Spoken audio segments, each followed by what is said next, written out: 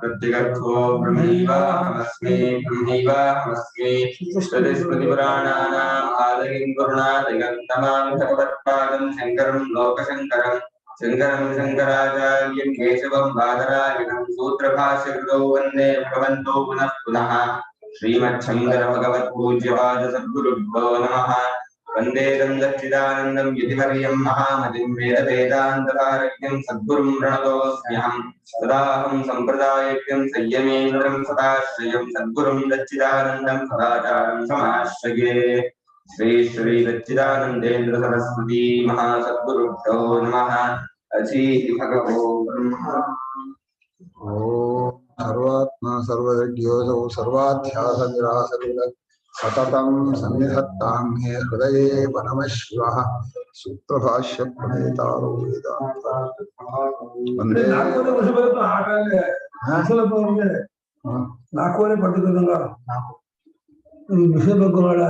వృషభ లగ్నం అంటే ఇప్పుడు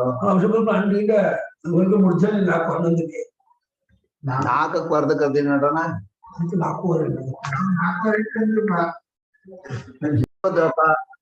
ಆತ್ಮವೃತ್ತಿನಾಗಿ ಭಾಷ್ಯमध्ये ಅಲ್ಲಿಂದ ಓದ್ಬೇಕಾ? ವೈರಾಗ್ಯಾರ್ಥಂ ವಿಶೇಷ ಉಚ್ಚಿತ ಯಾವಾಗಲೂ ಮೃತ ಇಲ್ಲ ಅಣ್ಣ ನೀನ್ ಸಿಂಹತೇಂಡನ ಚಂದ್ರಜಡೆ ಶುಕ್ರನ ಕುಜ ಕುಜ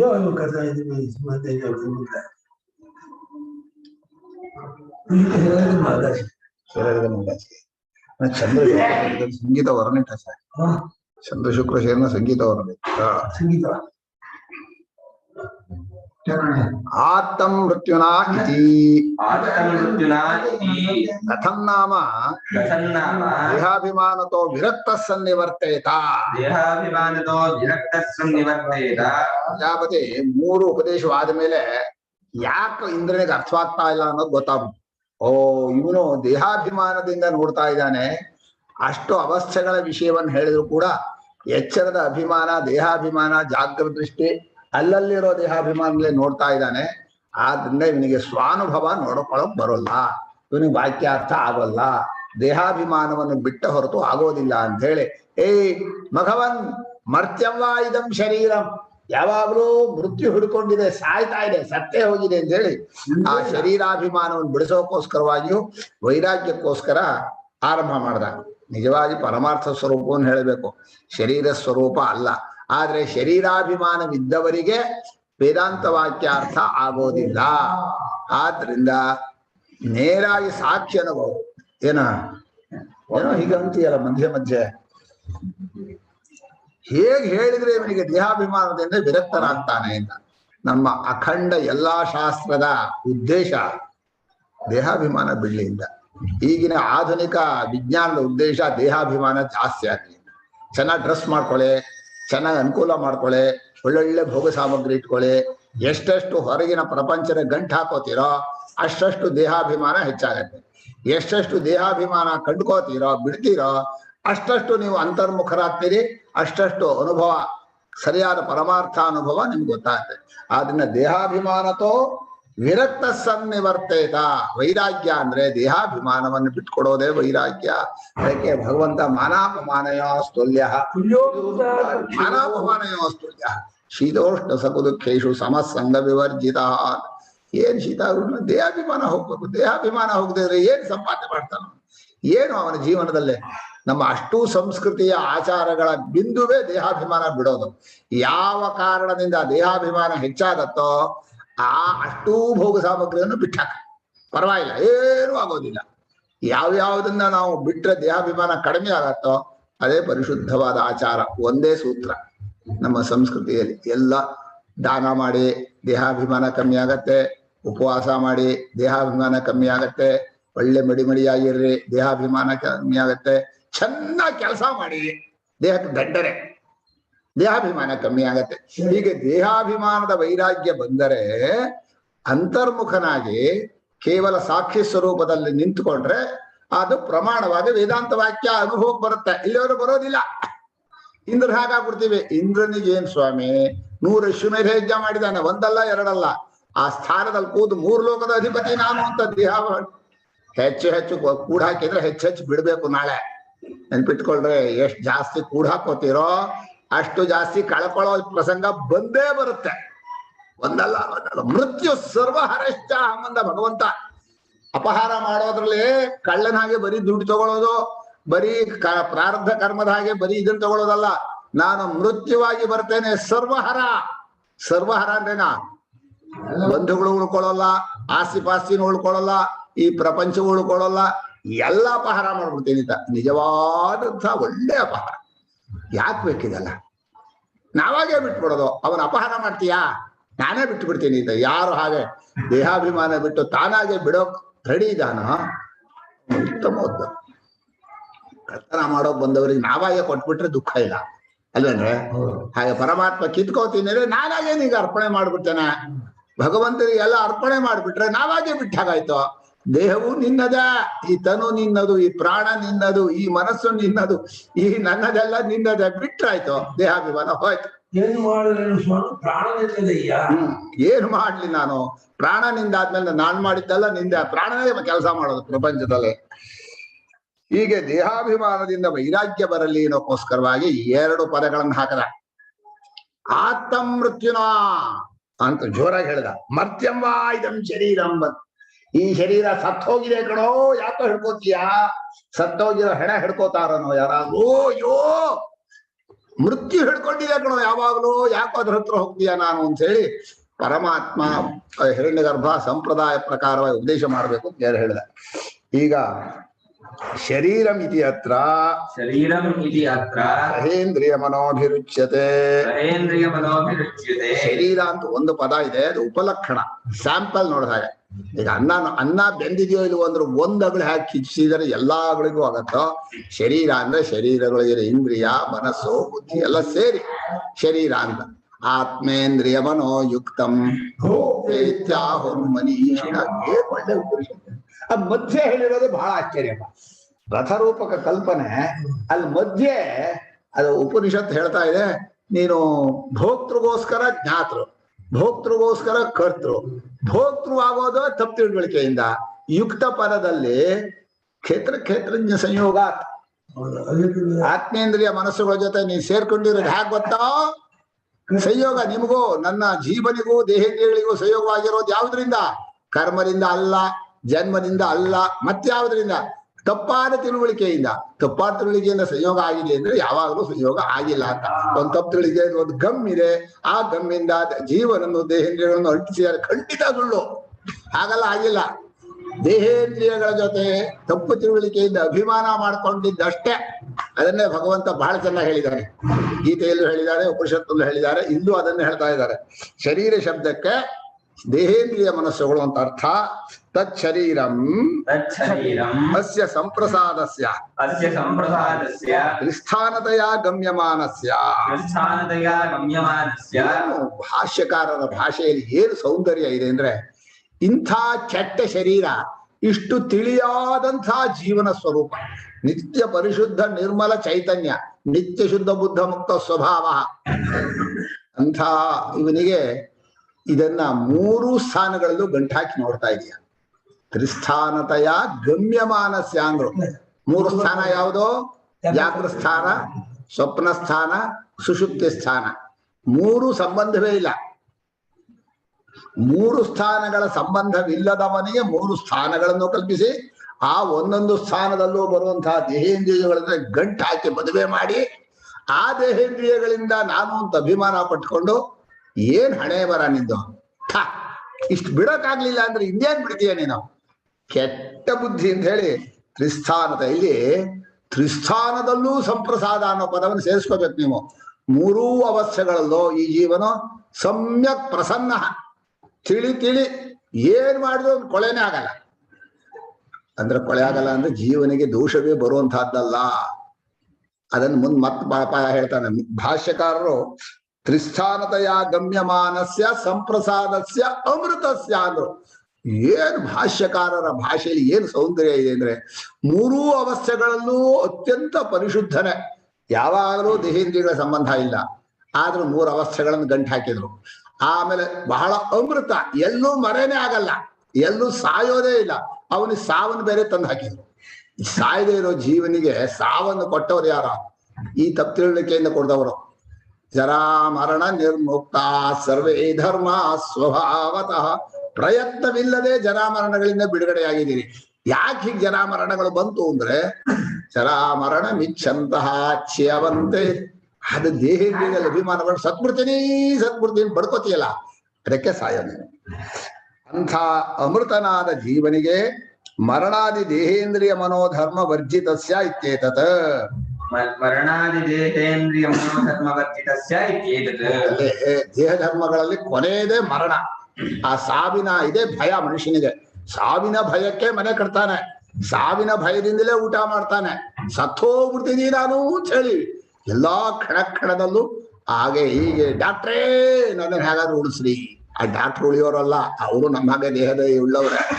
ಏನಾದ್ರೂ ಮಾಡ್ರಿ, ಹೋಮ ಮಾಡ್ರಿ, ಚೆನ್ನಾಗಿ ಉಳ್ಬೇಕು. ಹೋಮ ಮಾಡಿದ್ರು ಉಳಿಯಲ್ಲ. ಅಲ್ಲಪ್ಪ, ಸತ್ತೇ ಹೋಗಿರೋ ದೇಹ ಇಲ್ದೇ ಇರೋದನ್ನ ಇದೇನ್ ಕಲ್ಪಿಸ್ಕೊಂಡು ಆ ಇಲ್ದೇ ಇರೋದನ್ನ ಇರೋ ಹಾಗೆ ಮಾಡ್ರಿ ಅಂದ್ರೆ ಯಾರಿಗ್ ಮಾಡಕ್ಕಾಗತ್ತೆ? ವಿನಾಶವನ್ನೂ ಮಾಡಕ್ಕಾಗಲ್ಲ ಜೀವನಿಗೆ. ಇವುಗಳಿಗೆ ಸಾಯ್ದೇ ಇರೋ ಹಾಗೂ ಮಾಡಕ್ಕಾಗಲ್ಲ ಸತ್ಯ ಜೀವನಿಗೆ. ವಿನಾಶಮವ್ಯಸ್ಯಾಸ್ಯ ನ ಕಶ್ಚಿತ್ ಕರ್ತುಮರ್ಹತೆಯಿಂದ ಅವನು ಈಶ್ವರಸ್ಯಾಪೇಂದ್ರ ಶಂಕರರು. ಪರಮೇಶ್ವರನಿಗೋ ಜೀವನಿಗೆ ಸಾವು ಕೊಡೋಕ್ಕಾಗಲ್ಲ, ವರ ಕೊಡೋದಿರ್ಲಿ. ದೇಹೇಂದ್ರಿಯಗಳಿಗೆ ಇರುವಿಕೆಯನ್ನು ಯಾರಿಗೂ ಕೊಡೋಕ್ಕಾಗಲ್ಲ. ಅದು ಈಶ್ವರನ ಬಹಳ ಒಳ್ಳೆ. ಹೀಗೆ ಮರಣಾದಿ ಆದಿ ಶಬ್ದದಿಂದ ಮರಣ, ರೋಗ, ದುಃಖ, ಬಂಧನ ಎಲ್ಲ ಇವುಗಳ ಅಭಿಮಾನದಿಂದಲೇ ಬಂದಿದೆ. ದೇಹೇಂದ್ರಿಯ ಮನೋಬುದ್ಧಿಗಳಲ್ಲಿ ನಾನು ನನ್ನದು ಅಭಿಮಾನ ಮಾಡಿಕೊಂಡು ಅಯ್ಯೋ ನಂಗೆ ನನ್ ದಡ್ಡ, ನಂಗೆ ಬರೋಲ್ಲ, ನಂಗೆ ಅರ್ಥವಾಗಲ್ಲ, ಯಾಕೆ ನಾನು ಮಾಡ್ಕೊಂಡೆ ಹೇಳ, ಅದನ್ನ ಬಿಟ್ಟಾಕ ಏನು ಬರ್ಬೇಕಾಗಿ. ಇಂಥ ದೇಹೇಂದ್ರಿಯ ಮನೋಧರ್ಮಗಳಿಂದ ವರ್ಜಿತನಾದ ಅಂತ ಈ ಒಂದು ಪದದಲ್ಲಿ ಅಹಂ ಮೂಕಃ, ಅಹಂ ಸ್ಥೂಲಃ, ಅಹಂ ಕೃಶಃ, ಅಹಂ ಸುಖಿ, ಅಹಂ ದುಃಖಿ, ಮೂಕಃ ಕಾಣಃ ಇದು ಇಂದ್ರಿಯ ಧರ್ಮ ಅಷ್ಟನ್ನು ಮರಣಾದಿ ದೇಹೇಂದ್ರಿಯ ಧರ್ಮ ವರ್ಜಿತಸ್ಯ ಒಂದು ಪದದಲ್ಲಿ ಸೂತ್ರ ಭಾಷೆ ಅಷ್ಟನ್ನು. ಅಮೃತಸ್ಯ ಇತ್ಯನೇನೈವ ಶರೀರತ್ವೇ ಸಿದ್ಧೇ ಪುನಃ ಶರೀರಸ್ಯೇತಿ ವಚನಂ ವಾಯುವಾದಿವತ್ ಸಾವಯವತ್ವ ಮೂರ್ತಿಮತ್ವೇ ಸಾವಯವತ್ವ ಮೂರ್ತಿಮತ್ವೇ. ತ್ವಂ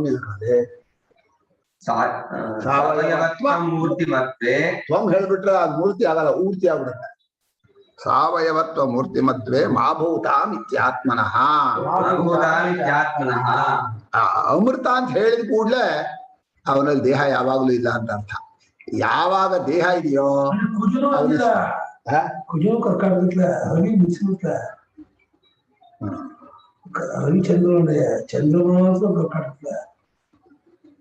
ಚಂದ್ರ ರವಿಯ ಚಂದ್ರವಿ ಕರ್ಕಾಟಕದಲ್ಲಿ ಚಂದ್ರ ಕುಜೋ ಶುಕ್ರ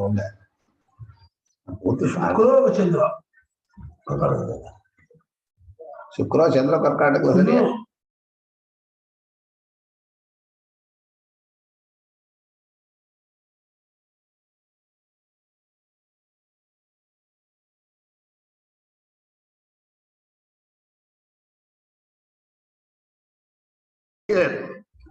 ಅಮೃತ ಅನ್ನೋ ಪದದಿಂದಲೇ ಇವನಿಗೆ ದೇಹಾದಿಗಳಿಲ್ಲ ಅಂತ. ಒಟ್ಟು ಯಾರ್ಯಾರಿಗೆ ದೇಹಾದಿಗಳಿದೆಯೋ ಅವರು ಅಮೃತರಲ್ಲ. ಅದನ್ನ ಏನು ಮಾಡಕ್ ಬರಲ್ಲ. ದೇಹೇಂದ್ರಿಯ ಇಟ್ಕೊಂಡು ಸಾಯ್ದೇ ಇರೋ ಹಾಗೆ ಮಾಡ್ಕೊಳ್ತೀನಿ, ಅದರ ಅಭಿಮಾನ ಇದ್ದವನೇ ಆಗೋದಿಲ್ಲ. ಅಮೃತ ಅನ್ನೋ ಪದದಿಂದಲೇ ಸಾವಿಲ್ಲ ಅಂತವನು ಅಂತ ಅರ್ಥ ಆಯ್ತು, ದೇಹವಿಲ್ಲ ಅಂತ ಆಯ್ತು. ಇಲ್ಲಿ ಅಮೃತ ಪದದಿಂದಲೇ ಅಶರೀರ ಅನ್ನೋದು ಗೊತ್ತಾದ ಮೇಲೂ ಪುನಃ ಅಶರೀರ ಅಂತ ಯಾಕೆ ಹೇಳಿದ್ರು ಅಂತ ಒಂದು ಚರ್ಚೆ. ಅಮೃತಸ್ಯ ಅಶರೀರಸ್ಯ ಅಂತ ಎರಡು ಪದ ಯಾತಕ್ ಬೇಕಾಗಿತ್ತು ಅಂದ್ರೆ ವಾಯುವಾದಿವತ್ ಸಾಯುವತ್. ಈಗ ವಾಯುವಾದಿಗಳು ಅಮೃತವೇ, ಅಪೇಕ್ಷಿಕ ಅಮೃತ. ವಾಯು ಆಕಾಶ ಇದೆಯಲ್ಲ, ಇದನ್ನ ಅಮೃತ ಅಂತ ಹೇಳಿದೆ. ಇದು ಮೂರ್ತವಾದದ್ದು ಅವಯವಗಳನ್ನ ಬಿಡಿಸ್ಕೊಂಡು ಆಕಾರವನ್ನು ಕಳ್ಕೊಂಡ್ಬಿಡುತ್ತೆ. ಆಕಾರವಿರೋದು ಮೂರ್ತಿ, ಅವಯವವಿರೋದು ಸಾವಯವ. ದೇಹದಲ್ಲಿ ಅವಯವಗಳು ಇದೆ, ಆಕಾರವೂ ಇದೆ. ಅದನ್ನ ಫೋಟೋ ತೆಗಿಬಹುದು. ಆಕಾಶವನ್ನು ಫೋಟೋ ತೆಗಿಯೋಕ್ಕಾಗಲ್ಲ, ಗಾಳಿಯನ್ನು ಫೋಟೋ ತೆಗಿಯೋಕ್ಕಾಗಲ್ಲ. ಯಾಕೆಂದ್ರೆ ಅವಯವಗಳಾಗಲಿ ಮೂರ್ತಿಯಾಗಲಿ ಇಲ್ಲ. ಆದ್ರೆ ಅದು ಸಾವಯವತ್ವ ವಾಯುವಿನಲ್ಲಿ ಕಲ್ಪಿತ, ಆಕಾಶದಲ್ಲೂ ಕಲ್ಪಿತ. ಅಂದ್ರೆ ವಾಯು ಆಕಾಶ ಹಾಗೆ ಅಮೃತ ಅಲ್ಲ, ಇನ್ನು ಅತ್ಯಂತ ನಿರವಯವ ಅಮೂರ್ತ, ಆ ರೀತಿಯಾದಂತಹ ಅಮೃತ ಅಂತ ಆಗ್ಬೇಕು. ಅದಕ್ಕೋಸ್ಕರ ಅಶರೀರ ಅಂತ. ವಾಯುವಿಗೆ ಒಂದು ಪರಿಚ್ಛಿನ್ನತೆ ಇದೆಯಲ್ಲ, ಆಕಾಶ ಅಲ್ಲ ವಾಯು ಬೇರೆ, ಆಕಾಶ ವಾಯುವಲ್ಲ ಆಕಾಶ ಬೇರೆ ಅಂತ. ಹೀಗೆ ಎರಡು ವಸ್ತುಗಳು ಪರಸ್ಪರ ವ್ಯಾವರ್ತಕ ಅಂತಾರೆ. ಎರಡು ವಸ್ತುಗಳಿದ್ರೆ ಎರಡು ಬೇರೆ ಬೇರೆ. ಅನೇಕ ವಸ್ತುಗಳು ಏನು ಮಾಡಿದ್ರು ಎಲ್ಲ ಸರ್ವವ್ಯಾಪಿ ಆಗಲ್ಲ. ಅನೇಕತ್ವ ಇದ್ದ ಮೇಲೆ ಸರ್ವವ್ಯಾಪಿತ್ವ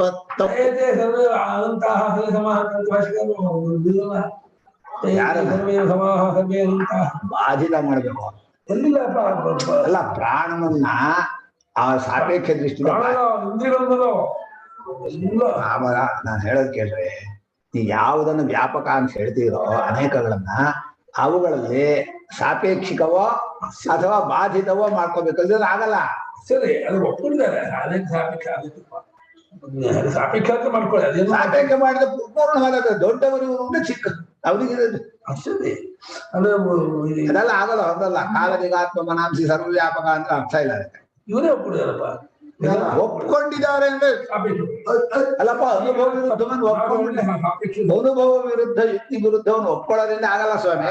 ಶ್ರುತಿ ಹೇಳಿದ್ರು ಕೂಡ ಭಾಷೆಗಾರ ಆಗಲ್ಲ ಅಂದ್ರು. ಏನಾಪಿ ಶೀತೋಗ್ಯ ಪ್ರಕಾಶ ಅಲ್ಲ, ನಾಹಿ ಕ್ವಚಿತ್ ಅಶ್ರವಣಂ ಜೀವಸ್ಯ ಅನ್ಯತ್ರ ಶ್ರುತಂ ನವಾರಿದೀನೆ ಅಸಂಭವ ಭೌಮ. ಅಷ್ಟೇ, ಅನುಭವಕ್ಕೆ ಹೊಂದಲ್ಲ. ನಾತ್ವಾಶ್ರುತೆ ನಿತ್ಯತ್ವ ಸಾಪೇಕ್ಷವಾಗಿ ಒಪ್ಕೊಳ್ತಾರೆ. ಸಾಪೇಕ್ಷವಾಗಿ ನಿರ್ಣಯ ಸಮಾಹಾರ ಎಲ್ಲ ಚಕ್ರದ್ದು ಸಾಪೇಕ್ಷಿಕ ಅಂದ್ರೆ ಅಷ್ಟಷ್ಟೇ. ಈಗ ಹಿರಣ್ಯಗರ್ಭ ಪ್ರಾಣ, ಅವನು ಉಳಿದ ವಸ್ತುಗಳಿಗಿಂತ ಅವನೇ ದೊಡ್ಡವನು ಅಂತ, ಅಥವಾ ಎಲ್ಲಾ ವಸ್ತುಗಳಲ್ಲೂ ಅವನು ಸೇರ್ಕೊಂಡಿದ್ದಾನೆ ಅಂತ ಹೇಳ್ಬೇಕು. ಎಲ್ಲಾ ವಸ್ತುಗಳಲ್ಲೂ ಸೇರ್ಕೊಂಡಿದ್ದಾನೆ ಎನ್ನುವ ವಸ್ತುಗಳು ಇರಬಾರ್ದು. ಐಸಿನಲ್ಲಿ ನೀರು ಸೇರ್ಕೊಂಡು ಆದ್ರೂ ಪರವಾಗಿಲ್ಲ, ಸಕ್ಕರೆ ನೀರಿನಲ್ಲಿ ಸೇರ್ಕೊಂಡು ಹಾಗೆ ಅಂದ್ರೆ ಅದು ಸರ್ವವ್ಯಾಪಕ, ಸಕ್ಕರೆ ವ್ಯಾಪಕ ಅಲ್ಲ. ಹಾಗೆ ಏನಂತ ಸಕ್ಕರೆ ವ್ಯಾಪಕ ಮರುಗಳು ಹೇಳಿದ್ರು. ಹಾಲು ನೀರು ಬೆರೆತ ಹಾಗೆ ಪ್ರಧಾನ ಇದು ಬೆರೆತಂತೆ ಅಂತಂದ್ರೆ ಅದು ಮಿಥ್ಯಾಜ್ಞಾನ ಅಂತ. ಮಿಥ್ಯಾಜ್ಞಾನವನ್ನು ಮಿಥ್ಯಾಜ್ಞಾನ ಆಗತ್ತೆ ಅನ್ನೋದು ಪರಮಾರ್ಥ ದೃಷ್ಟಿಯಿಂದ. ವ್ಯವಹಾರದಲ್ಲ ಹಾಲು ಹಾಲು ತಿಳ್ಕೊಂಡ್ರೆ ಮಿಥ್ಯಾಜ್ಞಾನ. ಎಲ್ಲಪ್ಪ, ನಾವು ದೃಷ್ಟಾಂತವನ್ನು ಕೊಡೋ ಜಾಗ ನೋಡಿಲ್ಲ. ಕ್ಷೀರೋದ್ರ ನ್ಯಾಯ ಮಾಡೋಣ ಅಂತ ಅದು ಮಿಥ್ಯಾಜ್ಞಾನ ಭಾಷೆ ಏನೋ ವ್ಯವಹಾರದಲ್ಲ, ಅಲ್ಲಿ ಆಗಲೇ ಹೊಂದಲ್ಲ. ಓ ಹಾಲು ಅಂತ ನೀರ್ ಬೆರೆಸಿರೋ ತಗೊಂಡು ಕುಡಿದ್ರೆ ಅದು ಹಾಲು ನೀರು ಹಾಲು ಕುಡ್ದ ಹಾಲು ನೀರು ಸೇರ್ಕೊಂಡಿದೆ. ಗೊತ್ತೇ ಇರಲ್ಲಪ್ಪ. ಹಾಲಿಗೆ ಇಷ್ಟು ಗಟ್ಟಿಗೆ ಹಾಲು ಬೇಡ, ಒಂದು ನೀರು ಹಾಕೊಂಡು ಹಾಲು ಅಂತ ಅನ್ನೋದೇ ಇಲ್ಲ ಅಮ್ಮ. ಹಾಲು ಅಂತ ಅಪೇಕ್ಷಿತ ದೃಷ್ಟಾಂತ ಅದಲ್ಲ. ಹಾಲಿನಲ್ಲಿ ಹಾಲು ಅವನೇ ಗಟ್ಟಿ ಇಷ್ಟು ಗಟ್ಟಿ ಹಾಲು ಹಾಕ್ಬೇಕಲ್ಲ, ನೀರು ಸೇರಿಸ್ಕೊಳಪ್ಪ ಕುಡಿತೀನಿ ಹಾಲು. ಅಷ್ಟೆಲ್ಲ ಇಲ್ಲ ಅಲ್ಲಿ ದೃಷ್ಟಾಂತದಲ್ಲೇ. ಅಲ್ಲ ವ್ಯವಹಾರದಲ್ಲಿ ವ್ಯವಹಾರದಲ್ಲಿ ಹಾಲು ಕೊಡೋ ಅಂತ ಕೊಡ್ತಾರ ಹಾಲು ಅಂತ. ಬರೀ ನೀರಲ್ಲಿ ಹಾಲು ಅಂತಾರೆ. ದೃಷ್ಟಾಂತಲ್ಲೂ ಚರ್ಚೆ ಮಾಡ್ತೇವೆ, ನೀನು ವ್ಯಾಖ್ಯಾನಕಾರ. ದೃಷ್ಟಾಂತ ಅಯ್ಯೋ ಎಲ್ಲೆಲ್ಲ ಹೋಯ್ತು ವಿಷಯ ಬಿಡ. ಸಾವಯವತ್ವ ಮೂರ್ತಿಮತ್ವೇ ಮಾಭೂತಾಂ. ಆ ವಾಯು ಆಕಾಶಗಳಂತೆ ಜೀವನ ಸ್ವರೂಪದಲ್ಲಿ ಅವಯವವಾಗಲಿ ಆಕಾರವಾಗಲಿ ಇರೋದ್ ಬೇಡ ಅಂತ. ಆ ಅವಯವತ್ವ ಮೂರ್ತಿಮತ್ವ ಯಾವ ವಚನವ? ಸಪ್ತಮಿನ ಯಾವ್ದ? ದ್ವಿವಚನ. ಮೂರ್ತಿಮತ್ವೇ ಅವಯವತ್ವಂಚ ಮೂರ್ತಿಮತ್ವಂಚ. ತ್ವ ಅನ್ನೋದು ನಪುಂಸಲಿಂಗ, ತಲ್ ಅನ್ನೋದು ಸ್ತ್ರೀಲಿಂಗ. ತ್ವತಲೋರ್ ಗುಣವಚನಸ್ಯ ಸೂತ್ರ. ಸಾವಯವತ್ವವಾಗಲಿ ಮೂರ್ತಿಮತ್ವವಾಗಲಿ ಮಾಭೂತ. ಅದೇ ನಪುಂಸಲಿಂಗ ಅಂತ ಹೇಳಿದ. ಸ್ತ್ರೀಲಿಂಗ ಹೇಳಿದ. ತಲ್ಲು ತಲ್ಲು ಕೃಷ್ಣತಾ. ಹೌದು. ಇಷ್ಟಬೋಧಾದ ದೇಹ ಎರಡೂ ಪುಲ್ಲಿಂಗ. ಸ್ತ್ರೀಯಾಂ ಜಾನಾತಿನ ವಿಧೀಯತೆ. ನಾಸಾಕ್ಷಿಕ ಸತ್ಯ ಜಾನಾತಿನ ವಿಧೀಯತೆ ನ ಸ್ತ್ರೀಯಾಂ. ಬಹಳ ಚೇಷ್ಟೆ ಮಾಡ್ತಾರಪ್ಪ, ಇದಾಗಲ್ಲ. ಇಂಥ ಆತ್ಮ ಅಶರೀರನಾದ ಅಂತ ಯಾಕೆ ಹೇಳಿದ್ರು ಅಂದ್ರೆ ಅವನಲ್ಲಿ ಅವಯವಗಳು ಇಲ್ಲ. ಕಾಣಿಸಲ್ಲ ಅಂದ್ರೆ ಅವಯವ ಇದ್ದಿರ್ಬಹುದು ಅಂದ್ರೆ ಇಲ್ಲ, ಅವಯವವೂ ಇಲ್ಲ, ಆಕಾರವೂ ಇಲ್ಲ. ಅಂತ ಆತ್ಮನಿಗೆ ಭೋಗಾಧಿಷ್ಠಾನ. ಆತ್ಮನೋ ಭೋಗಾಧಿಷ್ಠಾನ. ಯಾಕೆ ಭೋಗಾಧಿಷ್ಠಾನ ಅಂದ್ರೆ ಸುಖ ದುಃಖ ಅಂತ ಅನಿಸ್ಬೇಕಾದ್ರೆ ಅದನ್ನ ಅಪ್ಕೋಬೇಕು, ಆಲಿಂಗನೆ ಮಾಡಬೇಕು, ಅಭಿಮಾನ ಮಾಡ್ಕೋಬೇಕು. ಯಾವ್ದನ್ನ? ದೇಹಾದಿಗಳನ್ನ, ದೇಹೇಂದ್ರಿಯ ಮನೋಬುದ್ಧಿಗಳನ್ನ ಈಗ ಕಟ್ಕೋಬೇಕು ನೀವು. ಯಾಕಂದ್ರೆ ಹೊರಗಿನ ಸುಖ ದುಃಖ ಬರ್ಬೇಕಲ್ಲ. ಚಳಿ ಚಳಿ ಅನ್ಬೇಕಾದ್ರೆ ಚರ್ಮೇಂದ್ರಿಯ ಆಗಿರ್ಬೇಕು.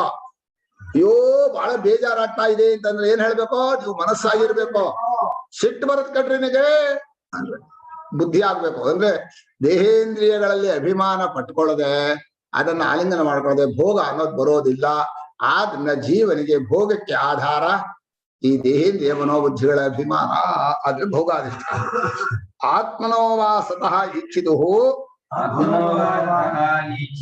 ತೇಜೋಬನ್ನಾದಿ ಕ್ರಮೇಣ ಉತ್ಪನ್ನಂ ಅಧಿಷ್ಠಾನಂ. ಎಲ್ಲವನ್ನೂ ಸದ್ರೂಪನಾಗಿ ಯೋಚನೆ ಮಾಡಿದ್ನಲ್ಲ ಚೈತನ್ಯನಾಗಿ ಪರಮಾತ್ಮ, ಸರ್ವವ್ಯಾಪಕನಾಗಿ. ಅವನಿಗೆ ತಾನೇ ತೇಜಸ್ಸು ಅಪ್ಪು ಅನ್ನ ಆದ. ತೇಜಸ್ಸು ಅಪ್ಪು ಅನ್ನ ಆದ ಅಂದ್ರೆ ಪಂಚಭೂತಗಳನ್ನು ಇಟ್ಕೋಬಹುದು. ಮೂರನ್ನೇ ಹೇಳಿದ್ದಾರೆ, ತ್ರಿವೃತ್ಕರಣ ಮಾಡಿದ್ದಾರೆ. ಆ ತ್ರಿವೃತ್ಕರಣದಿಂದ ಹುಟ್ಟಿರೋದು ಯಾವುದೋ ಈ ದೇಹೇಂದ್ರಿಯ ಮನೋಬುದ್ಧಿಗಳು. ಅನ್ನಮಯಂ ಹಿ ಸೌಮ್ಯ ಮನಃ ಆಪೋಮಯ ಪ್ರಾಣ ತೇಜೋ. ಹೀಗೆ ತೇಜೋಮನ್ನಾದಿಗಳಿಂದ ಹುಟ್ಕೊಂಡಿರೋದು. ಆ ಚೈತನ್ಯ ತಾನು ಇರೋಕೆ ತನ್ನದೇ ಆದ ರೂಪದ ಜಾಗಕ್ಕೆ ಅದನ್ನೇ ಮನೆ ಮಾಡ್ಕೊಂಡ. ತನ್ನಿಂದಲೇ ತಪ್ಪಾದ ತಿಳುವಳಿಕೆಯಿಂದ ಹುಟ್ಟಿದ ಮೂರು ತೇಜೋಬನ್ನಗಳಿಂದ ದೇಹೇಂದ್ರಿಯಗಳನ್ನ ರಚನೆ ಮಾಡಿಕೊಂಡು ಅಲ್ಲಿ ಹೃದಯದಲ್ಲಿ ಹೋಗಿ ತಾನಿದ್ದ ಕೂತ್ಕೊಂಡ. ತಾನು ಸದ್ರೂಪನಾದ ಸಾಕ್ಷಿಯನ್ನ ಸರಿಯಾಗಿ ಗುರುತಿಸೋದಕ್ಕೆ ಎಲ್ಲಿ ತಪ್ಪು ತಿಳುವಳಿಕೆ ಜಾಗ ಇದೆಯೋ ಅಲ್ಲೇ ಸರಿಯಾದ ಜಾಗ ಕೂತ್ಕೊಂಡಿದ್ದಾನೆ. ಅಂದ್ರೆ ಎಲ್ಲಿ ತಪ್ಪು ತಿಳ್ಕೊಂಡಿದೀವೋ ಅಲ್ಲಿ ತಾನೇ ಸರಿಯಾಗಿ ತಿಳ್ಕೊಬೇಕು ಅಂತ ಒಂದರ್ಥ. ಅಂದ್ರೆ ನೀವು ಅಂತರ್ಮುಖರಾದರೆ ಅದನ್ನ ತಿಳ್ಕೊಳಕ್ ಆಗತ್ತೆ. ಅಧಿಷ್ಠಾನ ಅನ್ನೋದು ಈಕ್ಷಿತವಾದಂತಹ ಚೈತನ್ಯವನ್ನು ಕಾಣೋದಕ್ಕೆ ಆಧಾರ. ಇಬ್ಬರೂ ಇದ್ದಾರೆ ಅಂತ ಜೀವನಾಗಿ ಅಭಿಮಾನ ಪಟ್ಕೊಂಡಿದ್ದಾನೆ, ಸಾಕ್ಷಿಯಾಗಿ ಅಲ್ಲಿ ಸರಿಯಾದ ತಿಳ್ಕೊಳ್ಳೋಗಿದ್ದಾನೆ. ಇಬ್ರು ಇದ್ದಾರೆ. ಎಲ್ಲೇ? ಒಂದೇ ದೇಹಗಳಲ್ಲಿ, ಒಂದೇ ಮರದಲ್ಲಿ. ವಾಸುಪರ್ಣ ಸೈಜಾ ಸಖಾಯ. ಯಾರ ಎಲ್ಲೇ ದ್ವಾಸುಪರ್ಣ? ನಮ್ಗೆ ಯಾರು ಕಾಣಲ್ಲ, ಎಲ್ಲ ಒಂದೇ ಕಾಣತ್ತೆ. ದ್ವಾಸುಪರ್ಣ ಸೈಜಾ ಸಖಾಯ ಸಮಾನಂ ವೃಕ್ಷಸ್ವಜಾತೆ. ಏನ್ ಚೆನ್ನಾಗಿದೆ ಮಂತ್ರ ಅಂದ್ರೆ ಇಬ್ಬರು ಸ್ನೇಹಿತರಂತೆ. ಮೊದಲನೇ ಕೇಳಿದ್ರೆ ಇಬ್ಬರಲ್ಲೇ ಅಲ್ಲ, ಇಬ್ಬರಲ್ಲಿ ಅತ್ಯಂತ ಸ್ನೇಹ ಆದ ಕೂಡಲೇ ಒಬ್ಬ ತಾದಾತ್ಮ್ಯತೆಯಿಂದ ಒಪ್ಕೊಂಡ್ಬಿಟ್ಟ. ಪರಮಾತ್ಮ ಜೀವ ನೀನೇ ನಾನು, ನಾನೇ ನೀನು ಅಂದ. ಅನೇನ ಜೀವೇನ ಆತ್ಮನ ಅಂದ. ಜೀವ ಮಾತ್ರ ಪರಮಾತ್ಮನನ್ನು ಒಪ್ಕೊಳ್ಳಿಲ್ಲ. ಇಬ್ರು ಸ್ನೇಹಿತರಲ್ಲಿ ಅವನೇ ಆಗಿದ್ರು, ನಾನ್ ಬೇರೆ ಅಂದ. ಯಾಕೆ ಬೇರೆ ಆದ? ಅಭಿಮಾನ. ಇಲ್ಲಿ ದೇಹದಿಂದ ಹೊರಗಡೆ ಇದಾರಲ್ಲ ಅವ್ರು ಗಂಟು ಹಾಕೊಂಡ್ಬಿಟ್ಟಿದ್ದಾನೆ ನನ್ನವರು ಅಂತ. ಇವರನ್ನ ನನ್ನವರು ಅಂತ ತಿಳ್ಕೊಂಡಿದ್ರಿಂದ ಹತ್ರದಲ್ಲಿರುವಂತಹ ಸಾಕ್ಷಿ ಬಗ್ಗೆ ಏನೇನೂ ಇಲ್ಲ, ಸ್ನೇಹವೂ ಇಲ್ಲ, ಪ್ರೇಮವೂ ಇಲ್ಲ. ಇದಾನೆ ಅಂತ ತಿಳ್ಕೊಳ್ಳಲ್ಲ. ಅಂಥ ಮಹಾತ್ಮ ಹೃದಯದಲ್ಲಿದ್ದಾನೆ. ಅವನ ಅನುಗ್ರಹದಿಂದಲೇ ನನ್ನ ಚೈತನ್ಯ ದೇಹೇಂದ್ರಿಯ ಶಕ್ತಿ ಬರ್ತಾರೆ. ಅಷ್ಟನ್ನೇ ಕಂಡುಕೊಳ್ಳಲ್ಲ. ನನಗೆ ಇರೋದು ಶಕ್ತಿ ಅಂತಾನೆ. ಏನ್ ಪುಂಡಾಟ ನಿಂದು. ಒಂದ್ಸಲ ನಿದ್ದೆಯಲ್ಲಿ ಹೇಳ್ಕೊಂಡ್ರೆ ದೇಹ ಅಚೇತನವಾಗಿ ಬಿದ್ದೋಗುತ್ತೆ. ಏನೂ ಇಲ್ಲ ಅದಕ್ಕೆ. ಆ ದೇಹಕ್ಕೆ ಬಂದು ಹಾರಾಡ್ತಾ ಇದೆ. ನಾನು ಎಲ್ಲ ಮಾಡ್ತೀನಿ, ನಂಗೆಲ್ಲ ಆಗತ್ತೆ. ಹೀಗೆ ಇಬ್ಬರೂ ಒಟ್ಟಿಗೆ ಒಂದೇ ದೇಹದಲ್ಲಿ ಇದ್ದಾರೆ ತೋರ್ಸೋಕೋಸ್ಕರ ಭಾಷ್ಯಕಾರರು ಆತ್ಮನೋ ಅಧಿಷ್ಠಾನಂ ಅಂದ್ರೆ ಜೀವನಿಗೆ ಅಭಿಮಾನ ಮಾಡ್ಕೊಳ್ಳೋ ಜಾಗ, ತಪ್ಪು ತಿಳ್ಕೊಳ್ಳೋ ಜಾಗ. ಆತ್ಮನಃ ಅಂದ್ರೆ ಪರಮಾತ್ಮನಿಗೆ ಅಧಿಷ್ಠಾನ ಅಂದ್ರೆ ಸರಿಯಾಗಿ ತೋರ್ಕೊಳ್ಳೋ ಜಾಗ. ಯಾವುದೋ ಅದೇ ದೇಹೇಂದ್ರಿಯಗಳ ಒಳಗಡೆ ಹೃದಯದಲ್ಲಿ ಇದಾನಲ್ಲ. ಅಂದ್ರೆ ಎರಡರ್ಥವನ್ನು ಮಾಡಿದ್ರು. ಸಾಕ್ಷಿ ಸರಿಯಾಗಿ ತೋರ್ಕೊಳ್ಳೋ ಜಾಗವೂ ಹೌದು, ಜೀವನಿಗೆ ಸುಖ ದುಃಖಗಳನ್ನು ಅನುಭವಿಸುವಂತಹ ಜಾಗವೂ ಹೌದು. ಆತ್ಮನೋ ಭೋಗಾಧಿಷ್ಠಾನಂ. ಭೋಗಾಧಿಷ್ಠಾನಂ ಅಂತ ಇದೆಯಾ? ಆತ್ಮನೋ ಅಧಿಷ್ಠಾನಂ ಶ್ರುತಿಯಲ್ಲಿದೆ. ಭೋಗಾಧಿಷ್ಠಾನಂ ಇವನಿಗಾದ್ರೆ ಚೈತನ್ಯಾಧಿಷ್ಠಾನ.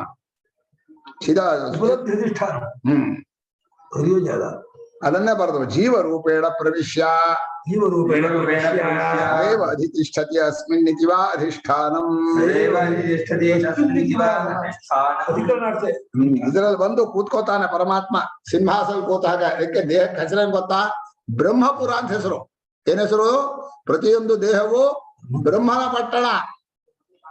ದಹರೋ ಬ್ರಹ್ಮಪುರಂ ವೇಶ್ಪಾತ ಆರಂಭ 8ನೇ ಅಧ್ಯಾಯ. ಅಸಹ್ಯಮಸ್ಮಿನ್ ಬ್ರಹ್ಮಪುರೇ ಪುಂಡರೀಕಂ ಯಹೋಸ್ಮಿನ್ ಅಂತರಾಕಾಶ ಯದ್ಯಪಿ ದೇಹ ಬ್ರಹ್ಮಪುರಂ ಶರೀರಂ ಬ್ರಹ್ಮಪುರಂ ತಥಾಪಿ ಹೃದಯಮೇವ ಬ್ರಹ್ಮಪುರಂ ಅಂತ ಭಾಷಿಕಾರ.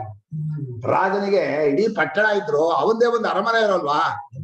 ಮಹಾರಾಜನಿಗೆ ಇಡೀ ಅಯೋಧ್ಯೆಯೇ ಅವನ ಪಟ್ಟಣ, ಆದ್ರೆ ಅಯೋಧ್ಯೆಯಲ್ಲಿ ರಾಮನ್ ಒಂದು ಅರಮನೆ ಬೇಡವಾ? ಹಾಗೆ ಸಾಕ್ಷಿಗೆ ಇಡೀ ಶರೀರವೇ ಎಲ್ಲ ಆದ್ರೂ ಕೂಡ ಅದ್ರ ಹೃದಯ ಇದೆಯಲ್ಲ, ಅವನು ಅಲ್ಲಿ ಕೂತ್ಕೊಂಡು ಸಾಕ್ಷಿಯಾಗಿ ನಿಂತಿದ್ದಾನೆ. ಕೆಲಸನೇ ಮಾಡೋಲ್ಲ, ಬರೀ ನೋಡ್ತಾ ಇದ್ದಾರೆ. ನೋಡೋದ್ರಲ್ಲ ಎಲ್ಲಕ್ಕೂ ಶಕ್ತಿ. ಜ್ಞಾನ ಮಾತ್ರೇಣ ಪ್ರೇಮ, ಜ್ಞಾನ ಮಾತ್ರೇಣ ಶಕ್ತಿ, ಜ್ಞಾನ ಮಾತ್ರೇಣ ಕ್ರಿಯಾ, ಸಾನ್ನಿಧ್ಯ ಮಾತ್ರೇಣ ಪ್ರೇರಣ.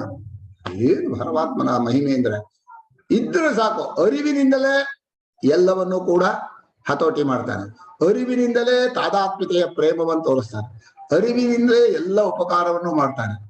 ಯಾವಾಗ ದೇಹೇಂದ್ರಿಯಗಳು ಲಡ್ಡಾಗತ್ತ, ಲಡ್ಡು ಅಂದ್ರೆ ತುಕ್ಕಡಿಯತ್ತ, ಆವಾಗ ಪರಮಾತ್ಮನ ಸಾನ್ನಿಧ್ಯ ಇದ್ರು ಕೂಡ ಬಹಳ ಸಂತೋಷವಾಚೆ. ಪುನಃ ಮಾಯಪ್ಪ ಯಸ್ಯ ಇದಂ ಈದೃಶಂ ನಿತ್ಯಮೇವ ಮೃತ್ಯುಗ್ರಸ್ತಂ ಧರ್ಮಾಧರ್ಮ ಜನಿತತ್ವಾತ್ ಪ್ರಿಯಾಪ್ರಿಯವತ್ ಅಧಿಷ್ಠಾನಂ ತದಧಿಷ್ಠಿತಃ ತದ್ವಾನ್ ಸಶರೀರೋ ಭವತಿ. ಯಸ್ಯ ಅಂದ್ರೆ ಯಾವ ಚೈತನ್ಯ ಸ್ವರೂಪನಾದ ಸದ್ರೂಪನಾದ ಸಾಕ್ಷಿಗೆ ಇಂಥ ಮೃತ್ಯುಗ್ರಸ್ತವಾದ ಧರ್ಮಾಧರ್ಮಗಳಿಂದ ಕೂಡಿದ ಆಧಾರ. ಸ್ವಾಮಿ ಒಬ್ರಿಗೆ ಒಳ್ಳೆ ಜಾಗ ಕೊಡುವಂದ್ರೆ ಇಂಥ ಗಲೀಜ್ ಜಾಗ ಕೊಟ್ಟ. ಜೀವರು ತಪ್ಪಿರದೆ ಈ ಗಲೀಜ ಅತ್ಯಂತ ದುಷ್ಟವಾದ ಜಾಗದಲ್ಲಿ ಅತ್ಯಂತ ನಿತ್ಯ ಶುದ್ಧ ಬುದ್ಧನಾದ ಚೈತನ್ಯ ರೂಪನಾದ ಪರಮಾತ್ಮನು ಒಳಗೆ ಕೂತ್ಕೊಂಡ. ನಾನೇ ಕೂತ್ಕೋತೀನಿ ಇಂದ, ಬೇರೆ ಯಾರು ಬೇಡ. ಹೀಗೆ ಚೈತನ್ಯ ರೂಪನಾಗಿ ಹೃದಯದಲ್ಲಿ ಇದಾನಲ್ಲ ಅವನು. ಯಸ್ಯ ಈದೃಶಂ ಅಂದ್ರು, ಯಾವ ಪರಮಾತ್ಮನಿಗೆ ಇಂಥ ಒಂದು ಜಾಗವನ್ನ ಸಿಂಹಾಸನವನ್ನು ನೀವು ಕೊಟ್ಟಿದ್ದೀರಲ್ಲ, ಅದು ಬಹಳ ಶುದ್ಧವಾಗಿಡಬೇಕು. ಮಹಾರಾಜ ಪರಮಾತ್ಮನ ಪ್ರಿಯವಾದ ಹೃದಯ ಬಹಳ ಶುದ್ಧವಾಗಿರುತ್ತೆ. ಹೇಗೆ ಶುದ್ಧವಾಗಬೇಕು ಅಂತ ಕೇಳಿದ್ರೆ ಒಂದೇ ಮಾತಿನಲ್ಲಿ ಪರಮಾತ್ಮನ ಸ್ವರೂಪ ಹೇಗಿದೆಯೋ ಅದಕ್ಕೆ ಕಟ್ಟಾಗಿ ಶುದ್ಧಿ ಮಾಡ್ಬೇಕು. ಮನಸ್ಸು ಪರಮಾತ್ಮನ ಸ್ವರೂಪಕ್ಕೆ ಅತ್ಯಂತ ನೈರ್ಮಲ್ಯಂ, ಆತ್ಮ ಸಮ ನೈರ್ಮಲ್ಯಂ ಯದಾ ಭವತಿದ್ದಂ. ಹಾಗೆ ಪರಿಶುದ್ಧವಾಗಿ ರಾಗದ್ವೇಷವಿಲ್ಲ, ಇದಿಲ್ಲ, ಇಂಥದ್ದು ಕಾಮಾದಿ ದೋಷವಿಲ್ಲ, ಯಾವುದು ಇಲ್ಲ ಹಾಗೆ ಅಂತಃಕರಣದ ಬಲ ವಿಕ್ಷೇಪ ಏನು ಇಲ್ಲ ಹಾಗೆ ಇಟ್ಕೊಂಡ್ರೆ ಆವಾಗ ನೀವು ಮಹಾರಾಜನ ಹತ್ರಕ್ಕೆ ಹೋಗೋಕೆ ನಿಮ್ಗೆ ಯೋಗ್ಯತೆ ಬರುತ್ತೆ. ಮಹಾರಾಜ ಯಾರೋ? ಪರಮಾತ್ಮನೇ. ಅವನು ಏನಿಲ್ಲ, ಯಾರು ಬೇಕಾಗಿಲ್ಲ, ಆದ್ರೆ ಒಳಗ್ ಕೂತ್ಕೊಂಡ್ಬಿಟ್ಟಾನೆ. ಯಾರಾದ್ರೂ ನಾವು ತಿಳ್ಕೊತಾರೋ ಅಂತ. ಇಷ್ಟು ಜನ ಇದೆಲ್ಲ ಹೊರಗಡೆ ನೋಡ್ತೀರಲ್ಲ, ಏನ್ ನೋಡ್ತೀರಿ ಹೊರಗಡೆ? ಒಳಗೆ ನೋಡ್ರೆ ನಿಮ್ಮಲ್ಲೇ ಇದ್ದಾನೆ, ಎಲ್ಲವೂ ಆಗಿದ್ದಾನೆ. ಹೀಗೆ ಇಂಥ ಮೃತ್ಯುಗ್ರಸ್ತವಾದ ಧರ್ಮಾಧರ್ಮ ಜನಿತತ್ವ ಮೃತ್ಯುಗ್ರಸ್ತಂ ಅಂದ್ರು. ಇಲ್ಲಿ ವ್ಯವಹಾರ ದೃಷ್ಟಿಯಿಂದ ಬರ್ತಾ ಇರೋದ ಅವ್ರಿಂದ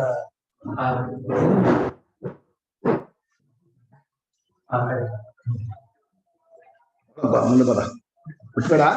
ಅಧ್ಯಾಪಕನ ಮಂಚಪಾತಿ ನೀನೇ ಬೀರೊಳಗೆ ಧರ್ಮಾಧರ್ಮಗಳು ಹುಟ್ಟಿರೋದ್ರಿಂದ ಧರ್ಮಾಧರ್ಮಗಳು ಮುಗಿದು ಕೂಡ್ಲೆ ಠಕ್ ಅಂತ ಬಿದ್ಬಿಡುತ್ತೆ ಅಂತ ಒಂದು ವ್ಯವಹಾರ ದೃಷ್ಟಿ. ಯಾವುದು? ಶರೀರ ಪ್ರಾರಬ್ಧದಿಂದ ತಯಾರಾಗಿದೆ. ಇನ್ನೊಂದು ಯಾವುದರಿಂದ ತಯಾರಾಗಿದೆ ಹೇಳ್ರಿ ನೋಡ. ತಪ್ಪು ತಿಳುವಳಿಕೆಯಿಂದ ಸೃಷ್ಟಿ ಮಾಡಿದ್ದೀರಿ ನೀವು. ಬಹಳ ಒಳ್ಳೆಯವರು. ಪರಮಾತ್ಮನಿಗೆ ಒಳ್ಳೆ ಸಿಂಹಾಸನ ಕೊಡೋಕೆ ನಮ್ಮ ಬುದ್ಧಿಯಲ್ಲಿರೋ ತಪ್ಪು ತಿಳುವಳಿಕೆಯಿಂದ ಈ ದೇಹೇಂದ್ರಿಯಗಳನ್ನ ಕಲ್ಪನೆ ಮಾಡಿ ಅದೊಂದಿದೆ ಅಂತ ಹೇಳಿ ಕನಸಲ್ಲೇ ಒಂದ್ ದೇಹೇಂದ್ರಿಯದಲ್ಲಿ ಹೇಗೆ ಸೇರ್ಕೋತೀರೋ ಹಾಗೆ ಎಚ್ಚರದಲ್ಲ ತಪ್ಪು ತಿಳುವಳಿಕೆನ ಸೃಷ್ಟಿ ಮಾಡಿಲ್ವಾ?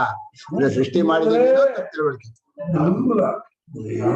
ಯಾವ್ದನ್ನ ಸೃಷ್ಟಿ ಆಯ್ತು? ಅನ್ನದಿಂದ ಸೃಷ್ಟಿ ಆಯ್ತು. ಅನ್ನದಿಂದ ಕರ್ಮದಿಂದ ಅವ್ಯಾಕೃತಿಯಿಂದ ಕಾಲದಿಂದ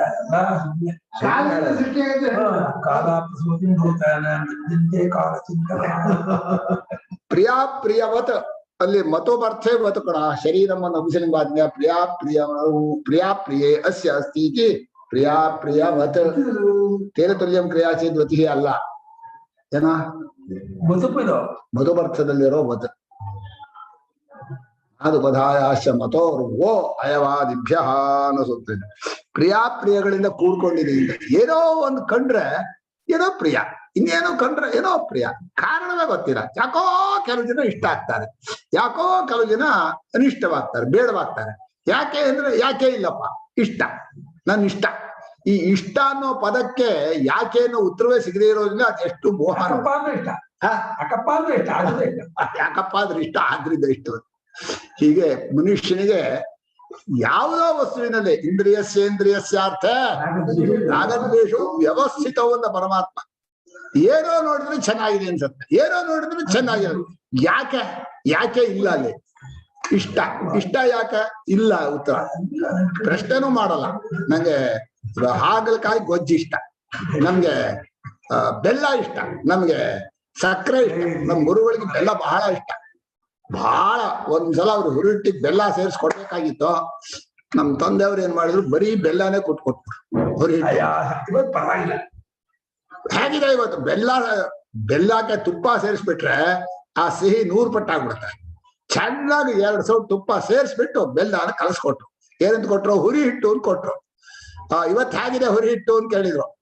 ಇವತ್ತು ಸ್ವಲ್ಪ ಸಿಹಿ ಇದೆ, ಪರವಾಗಿಲ್ಲ. ಆದ್ರು ಯಾವ್ದ್ರಲ್ಲೇ? ಬೆಲ್ಲದಲ್ಲಿ. ಗುರುಗಳು ಹೇಳಿದ್ರು, ಇದು ದೇವ್ರು ಸೇರಿಸ್ಬೇಕು, ನಮ್ ಕೈಲಿ ಆಗಲ್ಲ. ಆದ್ರು ಯಾಕೆ ದೇವ್ರು ಸೇರಿಸ್ಬೇಕು? ಬೆಲ್ಲಕ್ಕೆ ಸಿಹಿ ಮಾಡಕ್ಕಾಗತ್ತ? ನಾವು ಬೆಲ್ಲಕ್ಕೆ ಸಿಹಿ ಸೇರ್ಸಕ್ ಬರಲ್ಲ. ಹೀಗೆ ಧರ್ಮಾಧರ್ಮಗಳಿಂದ ಹುಟ್ಟಿರೋದಿಲ್ಲ, ಪ್ರಿಯಾಪ್ರಿಯಗಳಿಂದ ಕೂಡಿದೆ. ಇದು ಹೋಗಿ ಅಧಿಷ್ಠಾನ ಅಭಿಮಾನ ಮಾಡ್ಕೊಂಡು ಕೂತ್ಕೊಂಡ್ಬಿಟ್ಟಿಯಾನೆ ಈ ಸಾಕ್ಷಿಯಾದಂತಹ ಸ್ವರೂಪದಲ್ಲಿರೋನು. ತದಧಿಷ್ಠಿತ ತದ್ವಾನ್ ಅದರಲ್ಲಿ ಕೂತವನು ಸುಮ್ನೆ ಕೂತ್ರ ಪರವಾಗಿಲ್ಲ, ಅದನ್ನು ಅಭಿಮಾನ ಪಟ್ಕೊಳ್ಳೋದು. ಆಕಾಶದಲ್ಲಿ ಕೂತಿದೀವಪ್ಪ, ಆಕಾಶ ನಮ್ದು ಮಾಡ್ಕೋತೀವೋ? ಏನಿಲ್ಲ, ಬಿಟ್ಬಿಡ್ತೀವಿ. ಆಕಾಶ ನಮ್ದು ಮಾಡ್ಕೋತೀವಿ. ನಮ್ಮ ಮನೆಯಿಂದ ಹೇಳೋದು ಆಕಾಶನ ನನ್ ಜಾಗ, ಬರ್ಬೇಡ. ಏನ್ ನಮ್ ಜಾಗ? ಒಂದಿಷ್ಟು ಜಾಗವನ್ನು ಹಿಡಿಯೋಕ್ಕಾಗಲ್ಲ, ಇಷ್ಟು ಜಾಗ ತಗೊಂಡು ಹೋಗಕ್ಕಾಗಲ್ಲ. ಆದ್ರೂ ನಮ್ ಜಾಗ, ಬರ್ಬೇಡ ನಮ್ಮ ಮನೆಗೆ. ಅದು ಮನುಷ್ಯನ ಆ ಮಿಥ್ಯಾಜ್ಞಾನದ ಅಭಿಮಾನದ ಪರಂಪರೆ ತುಂಬಾ ವರ್ಷಗಳಿಂದ ಬಂದ್ಬಿಡ್ತದೆ. ಬಹಳ ಕೆಟ್ಟ ವಾಸನೆ, ಅದು ದುರ್ವಾಸನೆ. ಅಶರೀರ ಸ್ವಭಾವಸ್ಯ ಆತ್ಮನಃ ಶರೀರ ಸ್ವಭಾವಸ್ಯ ಆತ್ಮನಃ ದೇವಾಹಂ ಶರೀರಂ ಶರೀರಮೇವ ಚ ಅಹಂ ತದೇವಾಹಂ ಶರೀರಂ ಶರೀರಮೇವ ಚ ಅಹಂ ಇತ್ಯವಿವೇಕಾತ್ಮಭಾವಃ ಸಶರೀರತ್ವಂ. ಶಂಕರ ಭಾಷ್ಯ ಅನುಭವ ಸಹಿತ. ಶಂಕರ ಭಾಷ್ಯ ಶಾಸ್ತ್ರಾರ್ಥವನ್ನು ಹೇಳುವಂತಹ ಉಪದೇಶ ಕ್ರಮವನ್ನು ಬಂದಿರೋ ಭಾಷ್ಯ. ಶಂಕರ ಭಾಷ್ಯ ಮೀಮಾಂಸಾ, ನ್ಯಾಯ, ವ್ಯಾಕರಣ 3ರಿಂದ ಕೂಡಿರೋ ಶಾಸ್ತ್ರ. ಶಂಕರ ಭಾಷ್ಯ ಒಳ್ಳೆ ಅನುಭವಾನುಸಾರ ಯುಕ್ತಿಯಿಂದ ಕೂಡಿದೆ. 5-6 ಗುಣ ಇದೆ, ಅಷ್ಟು ಚೆನ್ನಾಗಿರೋ ಭಾಷ್ಯ. ಇದನ್ನ ಗುರುಗಳಿಂದ ಸರಿಯಾಗಿ ಅಧ್ಯಯನ ಮಾಡಿದೆ, ಏನೋ ಕೆಟ್ಟದನ್ನ ವಿದ್ಯೆ ಅಂತ ಹೋಗಿ ಅಧ್ಯಯನ ಮಾಡಿ ಆ ಅನ್ನಕ್ಕೋಸ್ಕರ ಎಷ್ಟ್ರಿ ಬಾಯಿ ಬಡ್ಕೊಳುತ್ತೆ ನಾವು. 1 ಹೊತ್ತು ಊಟ ಆದ್ರೆ ಸಾಕಪ್ಪ, ಏನೋ ಅಕಸ್ಮಾತ್ 2 ಹೊತ್ತು ಮಾಡ್ಬೇಕಾ ಮಾಡಿದ್ರೆ ಏನು ಇರೋ ಟೈಮಲ್ಲ. ಅದಕ್ಕೆ ಅನ್ನಕ್ಕೋಸ್ಕರ ಹುಟ್ಟಿದೀವ. ಬೆಳಗ್ಗೆಯಿಂದ ರಾತ್ರಿವರೆಗೂ ಅನ್ನ ದುಡ್ದು ಸುಸ್ತಾಗಿ ಅನ್ನನೂ ತಿನ್ನೋಕ್ಕಾಗಲ್ಲ. ಯಾವುದಕ್ಕೋಸ್ಕರ ದುಡಿತೀವೋ ಆ ಅನ್ನವನ್ನ ತಿನ್ನೋಕ್ಕಾಗಲ್ಲ. ಅಯ್ಯೋ, ಹೀಗೆ ದೇಹವೇ ನಾನು, ನಾನೇ ದೇಹ. ಶರೀರಮೇವ ಚ ಅಹಂ ನಾಮೇವ ಶರೀರ. ಭಾಷ್ಯಗಾರರು ಅನ್ಯೋನ್ಯಾಧ್ಯಾಸದ ಪದವನ್ನು ಸ್ಪಷ್ಟವಾಗಿ ಹೇಳಿದ್ರು. ನಾನೇ ದೇಹ, ದೇಹವೇ ನಾನು ಅಂತ ದೇಹಕ್ಕೆ ಹೇಳಿದ್ರು. ಅಲ್ಲೇ ಹಿಂದೆ ಹೇಳಿದ್ದಾರೆ, ದೇಹೇಂದ್ರಿಯ ಮನೋಬುದ್ಧಿಗಳಿಗೆ ಉಪಲಕ್ಷಣ. ನಾನೇ ಮನಸ್ಸು, ಮನಸ್ಸೇ ನಾನು. ನಾನೇ ಇಂದ್ರಿಯಗಳು, ಇಂದ್ರಿಯಗಳೇ ನಾನು. ಅಲ್ಲ, ಇದಿಲ್ಲ ಅನೇಕ ನಾನುಗಳಿಲ್ಲದೆ ಹೋದ್ರು ಒಂದೊಂದನ್ನು ಆಯಾ ಕಾಲದಲ್ಲಿ ಬಿಡಿಯಾಗಿಯೂ ಒಟ್ಟಾಗಿಯೂ ಅದು ಒಂದನ್ನು ಬಿಟ್ಟು ಒಂದನ್ನು ಏನು ಒಂದು ನಾನು ಅಂದಾಗ ಇನ್ನೊಂದು ನಾನಲ್ಲ ಅಂತ ಅವನೇ ಹೇಳ್ಕೊಂಡ ಹಾಗೆ ಅಂತ. ಆದ್ರೂ ಕೂಡ ಅದನ್ನ ಮತ್ತೆ ನಾನು ಅಂತಾನೆ. ಕಣ್ಣು ನಾನಾದ ಕಿವಿ ನಾನಲ್ಲ ಅನ್ನೋದು ಅನುಭವ ಇದೆ. ಆದ್ರೂ ಕಣ್ಣು ನಾನು, ಕಿವಿನೂ ನಾನು, ಕಣ್ಣು ಕಿವಿ ಸೇರಿರೋ ದೇಹವೂ ನಾನು, ಆ ಮನಸ್ಸು ನಾನು. ಎಷ್ಟು ತಪ್ಪು ತಪ್ಪು ತಪ್ಪು ತಪ್ಪು ಅಂದ್ರೆ ಬರೀ ತಪ್ಪು ತಿಳುವಳಿಕೆಗಳು. ಈಗ ಅಂತ ಅವಿವೇಕಾತ್ಮ ಭಾವ, ಅದು ಅವಿವೇಕದಿಂದ ಬಂದ ಮಿಥ್ಯಾಜ್ಞಾನ ಅಂತ ಅರ್ಥ. ಅಥವಾ ಅವಿವೇಕ ಅನ್ನೋದಕ್ಕೆ ವಿರುದ್ಧಾರ್ಥವನ್ನು ಮಾಡಿ ಮಿಥ್ಯಾಜ್ಞಾನದಿಂದ ಬಂದಂತಹ ಆತ್ಮಭಾವ. ಆತ್ಮ ಪ್ರೇಮ ಕೊಡೋದುಂಟೇನೆ. ನಿಜವಾದ ಆತ್ಮ ಪ್ರೇಮ ಅನ್ನೋದು ಚೈತನ್ಯದಲ್ಲಿ ಇರಬೇಕು. ಈ ಗಲೀಜಾದ ದೇಹಕ್ಕೆ ನಾನು ಅನ್ನೋ ಪ್ರೇಮ ಕೊಟ್ಟು ಅದಕ್ಕೆ ಸೇರಿರೋದಲ್ಲ ನಂದು ಮಾಡ್ಕೊಂಡು ಗಂಟು ಹಾಕೊಂಡು ಆ ದೇಹನೂ ಹೊರೋದು, ಆ ದೇಹದಿಂದಲೂ ಹೊರೋದು, ಅದರಿಂದ ಕರ್ಮ ಹೊರೋದು. ದೇಹಕ್ಕೆ ಅದು ಬೇಕು, ಇದು ಬೇಕು, ಡ್ರೆಸ್ ಬೇಕು, ಹಲ್ಲು ಜೋಗ್ಬೇಕು, ಅದೇ ಕಿಟ್ಟು. ಎಷ್ಟು ಕಿಟ್ಟು ಇಟ್ಕೋತೀರಿ? ಕಿಟ್ಟಿಡೋಕೆ ಇನ್ನೊಂದು ಕಿಟ್ಟು. ಹೀಗೆ ದೇಹಾತ್ಮ ಭಾವವನ್ನು ಹೆಚ್ಚು ಮಾಡಿಕೊಂಡು ಅತಯೇವ ಸಶರೀರ ಸನ್ ಆತ್ಮಃ ಗ್ರಸ್ತಃ ಪ್ರಿಯಾಪ್ರಿಯಾಭ್ಯಾಂ.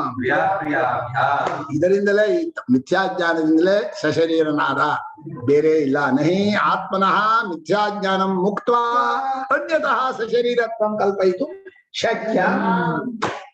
ಸೂತ್ರ ಭಾಷ್ಯ ಅಂದ್ರೆ ಅಮೃತ. ತಪ್ಪು ತಿಳುವಳಿಕೆ ಬಿಟ್ರೆ ನೀವು ಎಷ್ಟೇ ಯುಕ್ತಿ ಹೇಳಿದ್ರು, ದೇಹೇಂದ್ರಿಯಗಳ ನಾನು ಅಂತಾಗ್ಲಿ, ದೇಹೇಂದ್ರಿಯಗಳು ಇದೆ ಅಂತಾಗ್ಲಿ, ಅವು ಕಾಣಿಸ್ತಾ ಇದೆ ಅಂತಾಗ್ಲಿ ಪ್ರೂವ್ ಮಾಡೋಕೆ ಆಗಲ್ಲ, ಯಾರ ಕೈಲೂ ಆಗಲ್ಲ. ಇಂಥ ಸಶರೀರನಾಗಿ ಪ್ರಿಯಾಪ್ರಿಯಗಳಿಂದ ನುಂಗ್ ಹೋಗ್ಬಿಟ್ಟಾನೆ. ಪ್ರಿಯಾಪ್ರಿಯಗಳೇ ನುಂಗ್ಬಿಟ್ಟಿವೆ. ಚೆನ್ನಾಗಿದೆ, ಚೆನ್ನಾಗಿಲ್ಲ. ಆ ರೂಪ ಇದೆಯಲ್ಲ, ಬಾ ಬಾ ಬಾ ಅಂತ ಕರಿತಾ ಇದೆಯಾ ಅಂತ ಕಣ್ಣು ಹೋದ್ ಕೂಡಲೇ ಹಿಡ್ಕೊಂಡ್ಬಿಡುತ್ತೆ. ಚಕ್ಷುರ್ವೈಗ್ರಹ ರೂಪೇಣ ಅತಿಗ್ರಹೇಣ ಗೃಹೀತ. ನೋಡದೆ ಇದ್ದ ಅವನ ಗ್ರಾಹೇಣ ಗೃಹೀತ. ಇದು ದೊಡ್ಡದು ಅಂತ ಭಾರಿ ಮೊಸಳೆ. ಈ ಮೊಸಳೆಗೇನು ಅಂದ್ರೆ ಹಿಡ್ಕೊಳ್ಳೋ ಗೊತ್ತು, ಕಾಲನ್ನ ಬಿಡೋ ಗೊತ್ತಿಲ್ಲ ಅದಕ್ಕೆ. ಹಾಗೆ ಪ್ರಪಂಚದಲ್ಲಿ ಈ ರೂಪ ಅನ್ನೋದು ಕಣ್ಣನ್ನು ಹಿಡ್ಕೊಂಡ್ಬಿಡುತ್ತೆ, ಕಣ್ಣು ಮನಸ್ಸನ್ನು ಹಿಡ್ಕೊಳತ್ತೆ, ಮನಸ್ಸು ನಮ್ಮನ್ನು ಹಿಡ್ಕೊಳತ್ತೆ. ನಾವು ಮನಸ್ಸಿಗೆ ಸೋತ್ವಿ, ಮನಸ್ಸು ಕಣ್ಣಿಗೆ ಸೋತು, ಕಣ್ಣು ರೂಪಕ್ಕೆ ಸೋತು, ಕೊನೆಗೆ ಯಾರಿಗೆ ಸೋತ್ವಿ ಅಲ್ಲ? ಆ ರೂಪ, ಕೆಟ್ಟ ರೂಪ, ಅದೇ ಕೊಲ್ ಸೋತ್ವಿ. ಹೀಗೆ ಮನುಷ್ಯ ಪ್ರಿಯಾಪ್ರಿಯಗಳು ಅಲ್ಲಿ ಯಾಕೆ ರೂಪದಲ್ಲಿ ಸೋತ್ವಿ ಅಂದ್ರೆ ಚೆನ್ನಾಗಿದೆ, ಚೆನ್ನಾಗಿಲ್ಲ ಅಂತ ಬರೀ ಇದ್ದದ್ದನ್ನು ನೋಡೋಕ್ ಬರಲ್ಲ. ಬೆಳಕೋ ಅಷ್ಟೇ ನೋಡಕ್ ಬರಲ್ಲ. ಬೆಳಕಿನಲ್ಲಿ ಕಂಡ ವಿಶೇಷ ರೂಪ ಬಹಳ ಚೆನ್ನಾಗಿರೋದು. ಏನು ಸುಂದರ, ಏನು ಸುಂದರ ಅಲ್ಲಿ. ಉಚ್ಚಾರ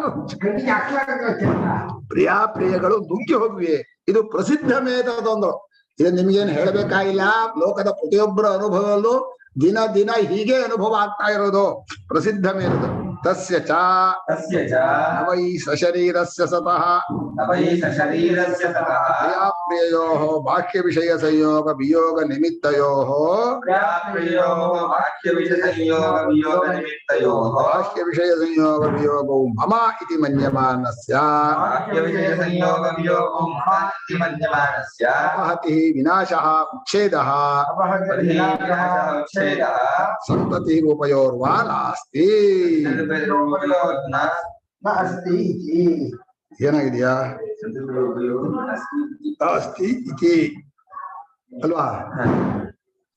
ಹೀಗೆ ಸಶರೀರನಾದ ತಪ್ಪು ತಿಳುವಳಿಕೆಯಿಂದ ದೇಹಾದಿಗಳಲ್ಲಿ ಹೋಗಿ ಸೇರ್ಕೊಂಡು ಅವುಗಳನ್ನು ಕೂಡ್ಕೊಂಡ ಆಗಿರೋನಿಗೆ ಪ್ರಿಯಾಪ್ರಿಯಗಳ ಹೊಡೆತ ಅಂದ್ರೆ, ಪ್ರಿಯಾಪ್ರಿಯಗಳು ಯಾವುದರಿಂದ ಬರುತ್ತೆ ಅಂದ್ರೆ ಹೊರಗಿರುವಂತ ವಿಷಯೇಂದ್ರಿಯ ಸಂಯೋಗಗಳಿಂದ ಬರುತ್ತೆ. ಬಾಹ್ಯ ವಿಷಯ ಸಂಯೋಗ ವಿಯೋಗ. ಒಂದು ಕೆಲವು ಸಂಯೋಗವಾದ್ರೆ ಪ್ರಿಯ, ವಿಯೋಗವಾದ್ರೆ ಪ್ರಿಯ. ಕೆಲವು ವಿಯೋಗವಾದ್ರೆ ದುಃಖ, ಕೆಲವು ವಿಯೋಗವಾದ್ರೆ ಪ್ರಿಯ. ಎರಡೂ ಉಂಟು. ಸಂಯೋಗ ವಿಯೋಗಗಳಲ್ಲಿ ಪ್ರಿಯಾಪ್ರಿಯಗಳು ಒಂದೊಂದಕ್ಕೂ ಅಲ್ವಾ? ಅಪ್ರಿಯ ಸಂಯೋಗ ದುಃಖ. ಈ ರೀತಿ ದೇಹೇಂದ್ರಿಯಗಳಲ್ಲಿ ಸಂಯೋಗ ವಿಯೋಗಗಳನ್ನ ಮಾಡ್ಕೊಂಡವನಿಗೆ ಅದು ನನಗಾಗ್ತಾ ಇದೆ. ದೇಹೇಂದ್ರಿಯಗಳಿಗೆ ಆಗೋ ಸಂಯೋಗ ವಿಯೋಗ ಕೇವಲ ಸಾಕ್ಷಿಯಾದ ಸ್ವರೂಪದಲ್ಲಿದ್ರೆ ಏನೂ ಆಗಲ್ಲ. ಅಷ್ಟು ದೊಡ್ಡದಾದ ಕನಸು ಕಳೆದು ಹೋದರೂ ಒಂದು ಚಿಂತನೆ ಮಾಡಲಿಲ್ಲ. ಇಷ್ಟು ದೊಡ್ಡದಾಗಿರೋ ಎಚ್ಚರ ಪ್ರಪಂಚವನ್ನ ಬಿಟ್ಟಾಕಿ ಹೋದ್ರು ಅವನು ಏನು ನೋವಿಲ್ಲ. ಈ ಎಚ್ಚರಲ್ಲಿ ಒಂದು ಪುಡುಕೋಶಿ ಅಂತಾರೆ ನಮ್ಮಲ್ಲಿ, ಇಷ್ಟೇ ಇಷ್ಟು. ಅದು ಹೋಗ್ಬಿಟ್ರು ಹೊಲ್ಲೊಲ್ಲೋ ಹೇಳ್ಕೊತಾ ಇದ್ದಾರೆ. ಹೋಗ್ಬಿಟ್ರು, ಇವ್ರು ಹೋಗ್ಬಿಟ್ರು, ಅವ್ರು ಹೋಗ್ಬಿಟ್ರು, ಅಷ್ಟು ನಷ್ಟ ಆಗ್ಬಿಡ್ತು. ಇಷ್ಟು ಏನ್ ನಷ್ಟ ಆಗತ್ತೆ ನಿಮ್ಗೆ? ಏನ್ ಕಳ್ಕೊತೀರಿ? ಕಳ್ಕೊಳ್ಳುವಂತಹದ್ದು ಏನೂ ಇಲ್ಲ. ಸುಳ್ಳನ್ನು ಕಳ್ಕೊಂಡು ಅಳ್ತಾ ಇರೋದು ಅಲ್ಲೋ. ಇದು ಪ್ರಪಂಚದಲ್ಲಿ ಅರ್ಥ ಆಗಲ್ಲ. ಹೀಗೆ ಸಂಯೋಗ ವಿಯೋಗಗಳು ನನಗೆ ಅಂದ್ರೆ ಆ ದೇಹಾಭಿಮಾನ ಮಾಡಿಕೊಂಡಂತ ಜೀವ ನನಗೆ ಏನ್ ಮಾಡ್ಕೊತಾನೆ. ಬರೀ ಸಾಕ್ಷಿಯಾಗಿದ್ರು ನನಗೆ ಇಲ್ಲಪ್ಪ. ಈಗಲೂ ಅನುಭವದಲ್ಲಿದೆ. ಸಾಕ್ಷಿಗೆ ಯಾವ ಸಂಯೋಗ ವಿಯೋಗಗಳು ಇಲ್ಲ, ಯಾವ ಸಂಯೋಗಗಳಿಂದ ಸುಖ ದುಃಖಗಳು ಇಲ್ಲ, ಏನೂ ಇಲ್ಲ, ಪ್ರಿಯಾಪ್ರಿಯಗಳೇ ಇಲ್ಲ. ಆ ರೀತಿ ತಿಳ್ಕೊಂಡವನು ದೇಹೇಂದ್ರಿಯಗಳ ಅಭಿಮಾನದಿಂದ ಸಂಯೋಗ ವಿಯೋಗದಲ್ಲಿ ಅವನಿಗೆ ಪ್ರಿಯಾಪ್ರಿಯಗಳ ಹೊಡೆತ ತಪ್ಪಿದ್ದಲ್ಲ. ಪ್ರಿಯಾಪ್ರಿಯಗಳಿಂದ ಬಿಡುಗಡೆ ಆಗೋದಿಲ್ಲ. ದೇಹೇಂದ್ರಿಯಗಳಲ್ಲಿ ಅಭಿಮಾನ ಪಟ್ಕೊಂಡವನಿಗೆ ಎಡಬಿಡದೆ ಪ್ರಿಯಾಪ್ರಿಯಗಳು ಬಂದೇ ಬರುತ್ತೆ. ಬೆಳಗ್ಗೆ ಚಳಿ, ಆಮೇಲೆ ಮಳೆ, ಆಮೇಲೆ ಬಿಸಿಲು, ಆಮೇಲೆ ಗಾಳಿ, ಆಮೇಲೆ ಹಸಿವು, ಆಮೇಲೆ ಇನ್ನೊಂದು ದೇಹ ಬಾಧೆ. ಹೀಗೆ ದೇಹಕ್ಕೆ ನಿತ್ಯ ಕಾಯಿಲೆ, ಪ್ರಾಕೃತಿಕ ಕಾಯಿಲೆ, ಇಂದ್ರಿಯ ವಿಷಯಗಳ ಕಾಯಿಲೆ, ಮನಸ್ಸಿನ ಕಾಯಿಲೆ, ಈ ಕಾಯಿಲೆ ಮುಗಿಯೋದೇ ಅಲ್ಲ. ಹೀಗೆ ಅಪಹತಿ ವಿನಾಶ ಉಚ್ಛೇದ ಸಂತತಿ ರೂಪಯೋಹೋ ನಾಸ್ತಿ. ಎಡೆಬಿಡದೆ ಇದೆ, ಇದನ್ ಬಿಡುಗಡೆ ಆಗಲ್ಲ. ಆದ್ರಿಂದ ನೀನು ಮೃತ್ಯುವನ್ನು ಬಿಡ್ಕೋಬೇಕು, ಎಲ್ಲವನ್ನು ಬಿಡುಗಡೆ ಹೊಂದಬೇಕು ಅಂದ್ರೆ ಕೇವಲನಾದ ಸಾಕ್ಷಿ ಸ್ವರೂಪದ ಜೊತೆ ನಿನ್ನ ನಿಜವಾದ ಸ್ವರೂಪಕ್ಕೆ ಹೋಗ್ಬೇಕು. ಆಗ್ಲೇ ನೀನು ಸಂಪ್ರಸಾದ. ಸಂಪ್ರಸಾದ ಅಂತ ಜೀವನ ಹೆಸರು ಬರೋದು ಯಾವಾಗ? ಸ್ವರೂಪದಲ್ಲಿ ನೆಲೆ ನಿಂತಾಗ. ಏಷ ಸಂಪ್ರಸಾದ. ನೀನು ಬಹಳ ಸಂಪ್ರಸಾದ ಅಂದ್ರು. ನೀನು ಯಾವಾಗ್ಲೂ ಮಹಾರಾಜ ಅಂತ. ಯಾವಾಗ್ಲೂ ಮನುಷ್ಯನನ್ನ ಕೀಳು ಭಾಷೆನ ಹೇಳ್ಬಾರ್ದು, ದಡ್ಡ ಅರ್ಥ ಆಗಲ್ಲ ಅನ್ಬಾರ್ದು. ನೀನು ಸಾಕ್ಷಾತ್ ಚೈತನ್ಯ, ಈ ಜಗತ್ತಿಗೆ ತಂದೆ ನೀನು ಅಂತ ನಮ್ ಗುರುಗಳು ಒಂದು ಶಂಕರಾಚಾರ್ಯರು ತಗೋಂತ ಒಂದು ಹಾಡು ಬರ್ದಿದ್ದಾರೆ. ಬಹಳ ಜನ ಯಾರಿಗ್ ಬರುತ್ತೆ ಗೊತ್ತಿಲ್ಲ ಹಾಡು. ಏನ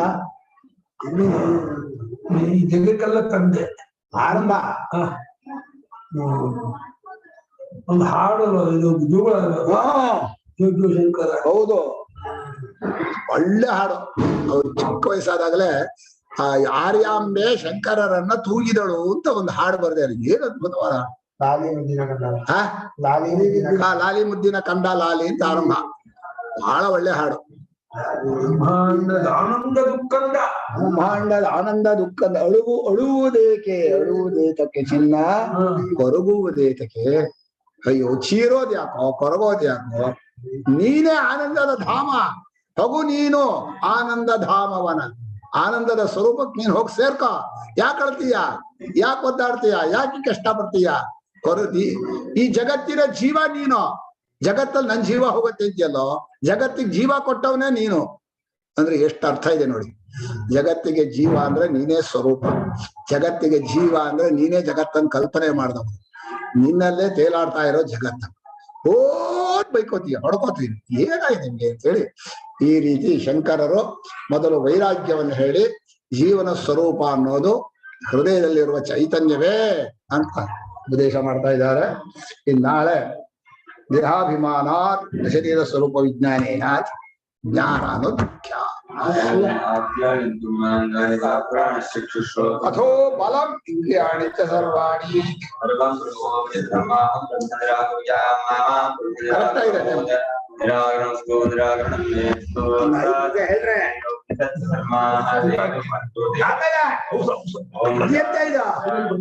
ದೇಹ ಬಾಧೆ ಹತ್ರ ಮಾತಾಡ್ರಿ ಅಂದ್ರೆ